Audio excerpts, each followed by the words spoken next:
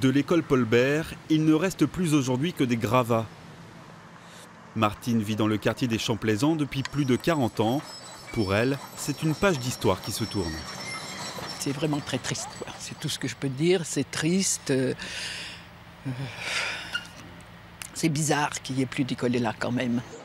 L'histoire de l'école Paul Bert a pris fin en mars 2014, quand un incendie d'origine criminelle ravage l'établissement. Les 125 élèves sont alors transférés dans l'école des Champs-d'Alou, située à 1 kilomètre plus loin. Une situation qui perdure à ce jour. Les parents réclament la mise en place de navettes pour faciliter les trajets, demande rejetée par la mairie. Le maire de Sens, notamment lors d'un conseil municipal où ces mamans s'étaient tenues en lisière du conseil pour assister au conseil, leur a déclaré qu'elle ne prendrait jamais la responsabilité d'une navette parce que ce serait une responsabilité trop lourde si jamais il y avait un accident. Et a fini par leur dire, en guise de péroraison, que de toute façon, la meilleure place d'un enfant, c'était dans les bras de sa maman.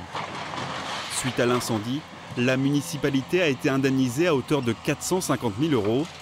En mars 2014, Marie-Louise Faure, candidate à la mairie de Sens, promet aux parents que l'école sera reconstruite, un projet qui n'est plus à l'ordre du jour.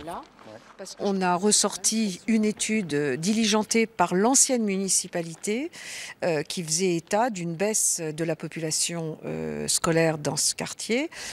Donc pour le moment, il n'y a pas de raison de dépenser beaucoup d'argent puisque 400 000 € pour faire une école avec 200 000 €, un peu plus de 240 000 € de démolition, vous voyez bien qu'avec 140 000 € on ne fera pas une école. Voilà, donc on utilise ce qu'il y a, il faut penser aux contribuables.